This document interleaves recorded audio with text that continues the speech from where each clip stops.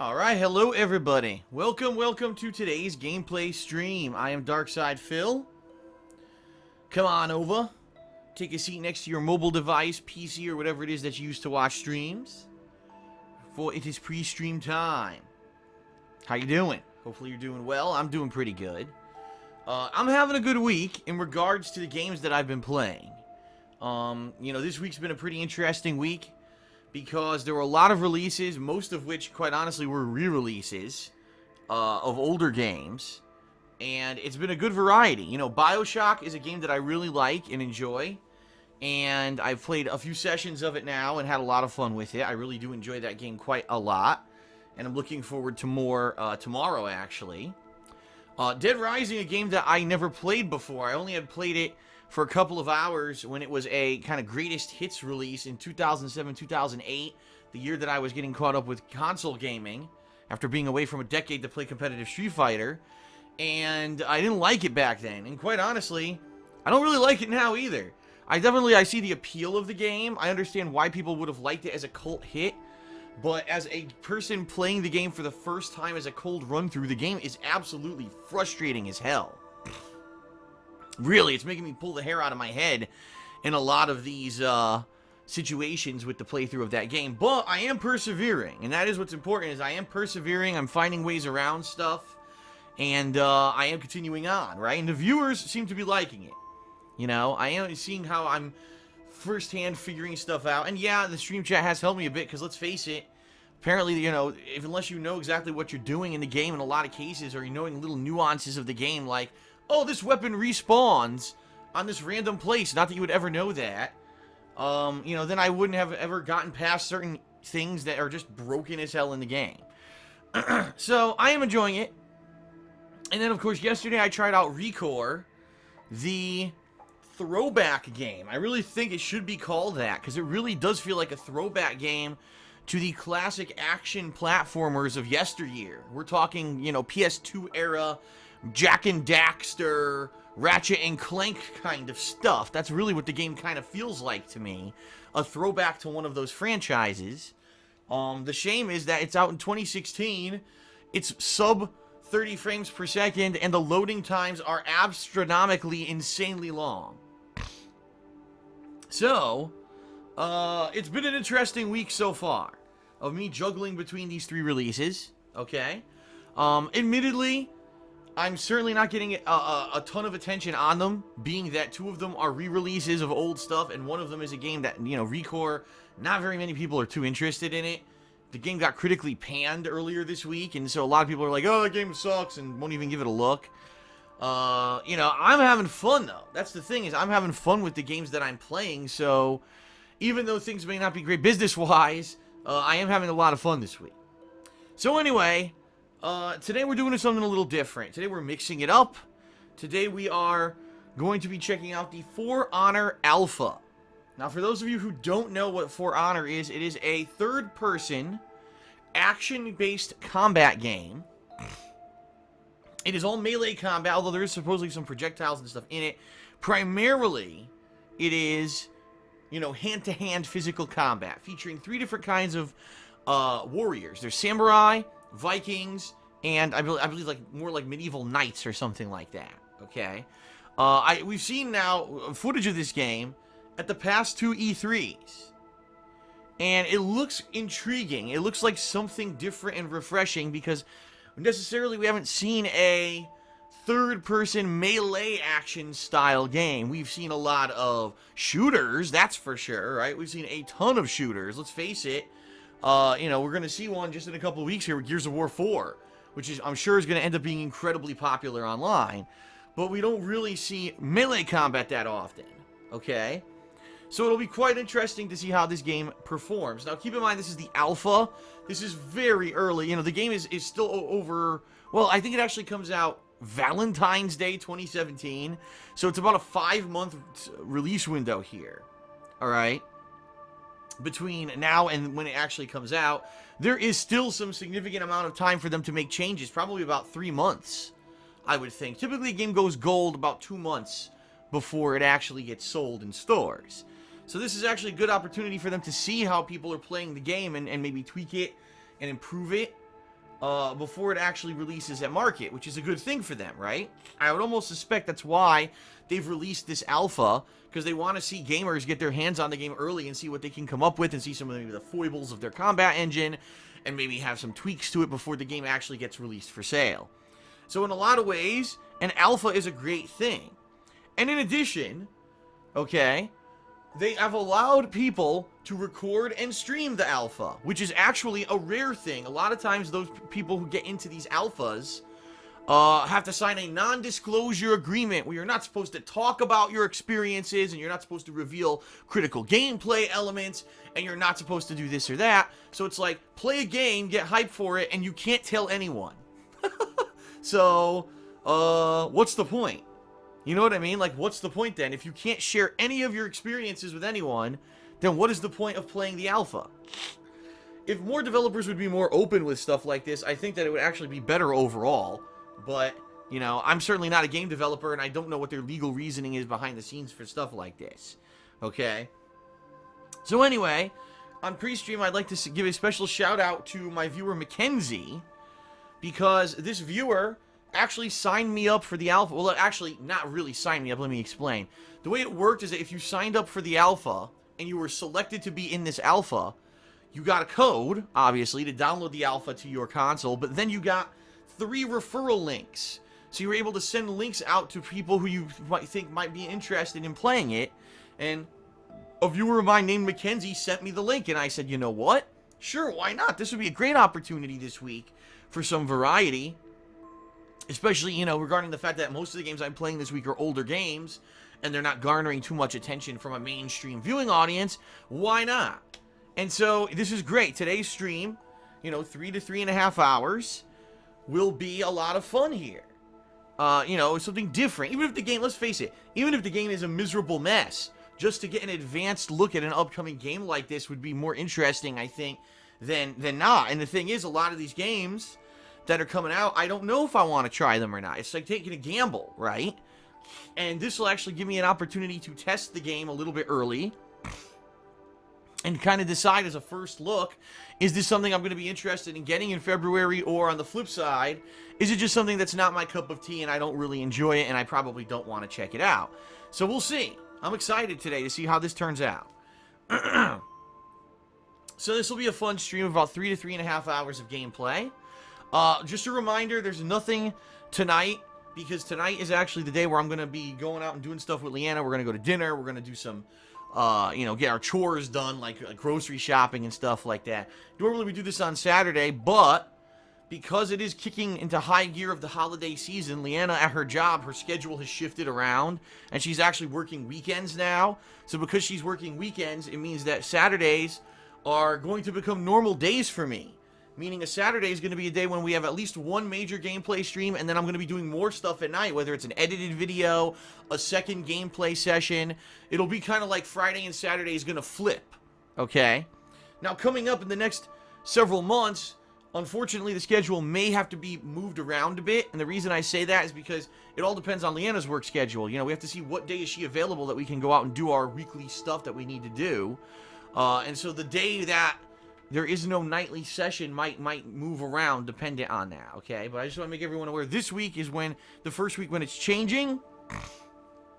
And not that it's a huge deal or anything, but just to make you aware, I know a lot of people usually will be looking for, oh, is there a second gameplay session or still making a video tonight? And the answer is no.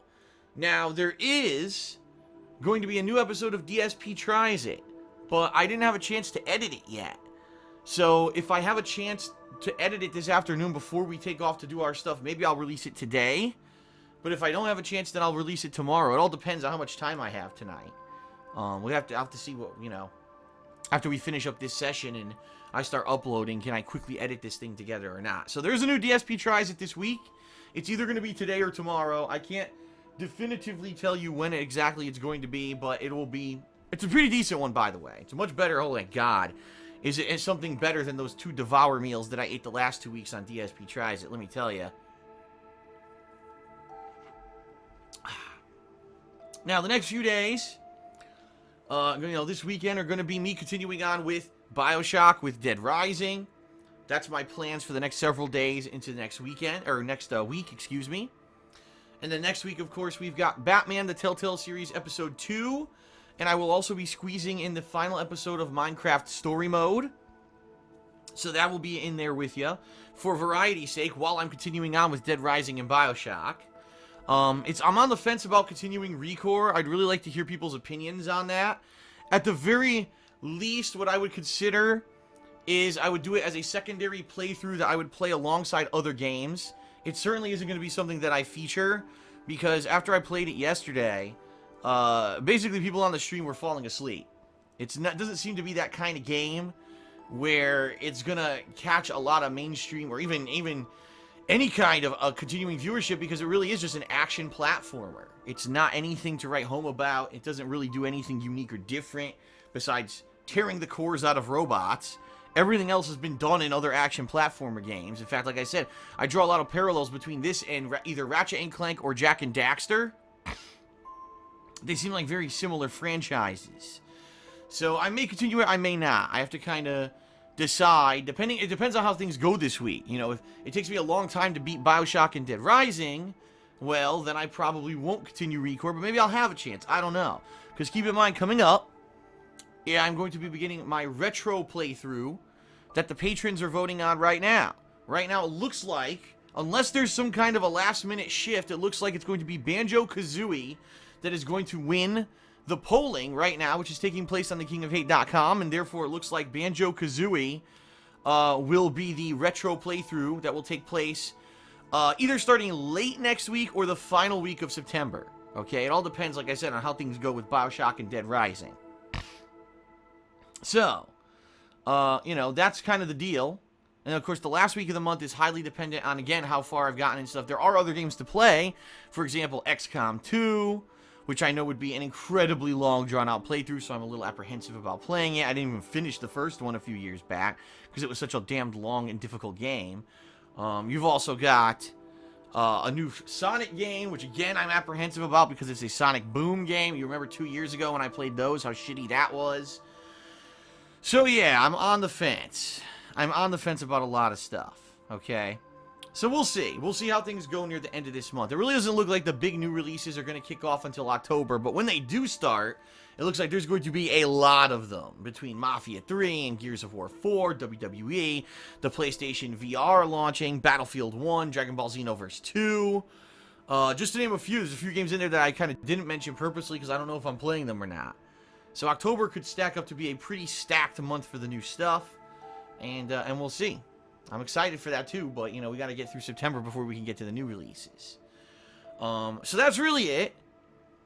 I want to get started with For Honor. Hopefully it works, because yesterday a lot of people were reporting it wasn't working very well. They were trying to connect to the servers, they were trying to play the damned thing, and they were having lots of issues. Today I'm hearing it's a lot better, so I'm actually happy I waited a day to play it. You know, with these alphas and betas or whatever, it usually seems to be a good practice to wait a day to let all those bugs get worked out. And then jump in a little bit later so that you can see, you know, see the actual game they want you to see rather than just sitting there with server issues, right? Alright, everyone. Well, let's do a quick plug segment. I won't go into super long detail about everything today. In fact, really today I think there's only two things that I'll focus on. Number one will be my Patreon at patreon.com/DarksidePhil. If you like my on-demand videos, if you like my gameplay streams, if you get excited, especially this time of the year, you know, for the hardcore gaming season and all the new games that I attempt to cover in a relatively short period of time as they all release here, you know, for the end of the year holiday rush, there is a way that you can go above and beyond besides just watching the videos, spreading the word, you know what I mean. It's Patreon. Your Patreon pledges every month allow me to continue to do this as a full-time job. While without Patreon, I wouldn't be able to. I would have had to, 2 years ago, go sought out something else to do, which would have sucked. You know, I enjoy doing this full-time. I enjoy putting out the amount of videos that I do in the manner that I do. And it's obvious that people enjoy it too, or else they wouldn't be watching, right? So thank you to those who do pledge to my Patreon already.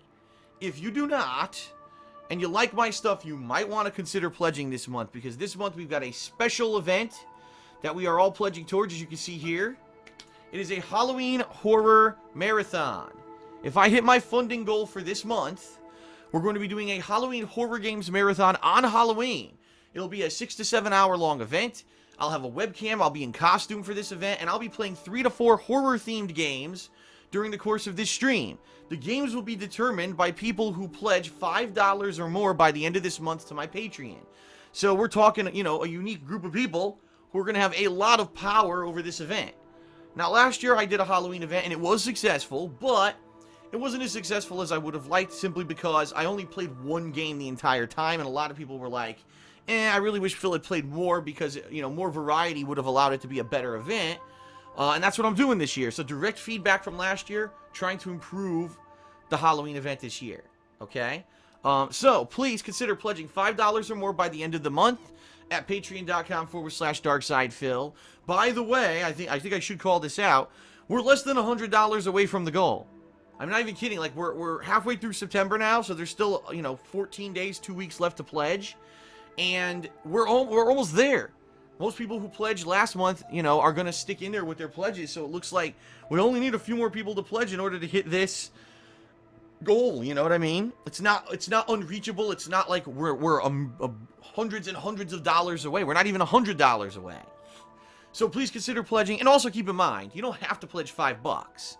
If you pledge as little as $1, it helps, and it helps get us towards the goal. It's just if you pledge $5, you will be able to nominate and actually vote on the games in the marathon, but any amount helps. I've said this many times before.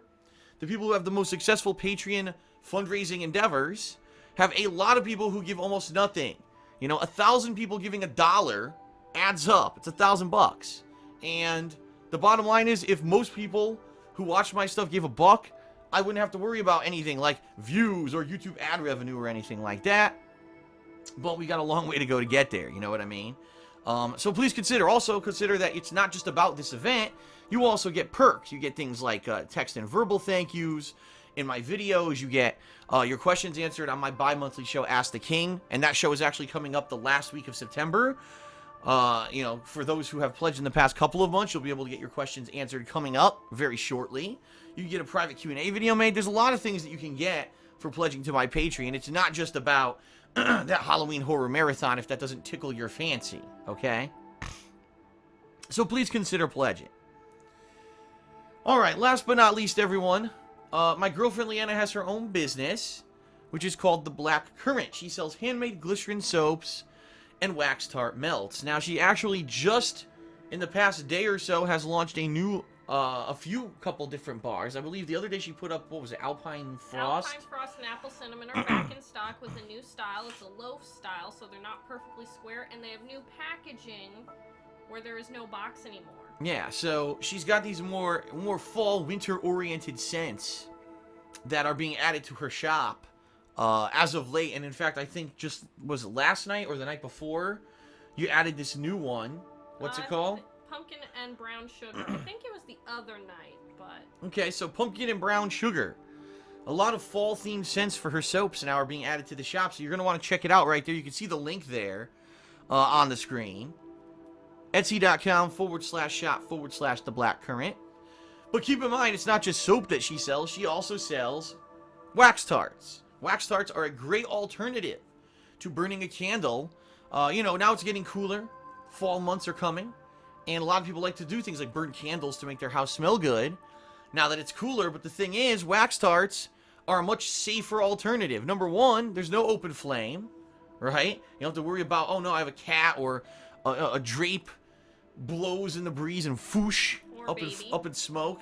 And number two, you don't need a lighter. It's actually quite annoying, you know, especially when you have a lighter that's running out of fluid or whatever, and you got to try to get the thing working to light a candle. A wax tart is so simple. You buy a wax tart melter for like $10-15. You can get them anywhere. You can get them at Target, Walmart. I've seen them all over the internet. They're cheap. You put a wax cube inside, it warms it, melts it, your house smells great, and there's no risk. It's just wax. If it spills, you can easily clean it up. Very simple. So, you know, take a look. If you think, oh man, Phil plugging this stuff, there's nothing to do with games.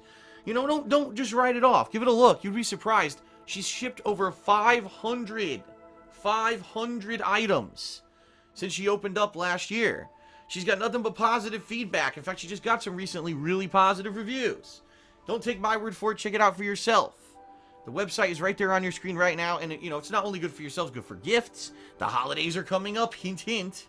It's something nice to think about, for a family member, your girlfriend, your boyfriend. If he smells, buy him some freaking bars of soap. Here, smell pumpkin and brown sugar on air. There you go. It smells good.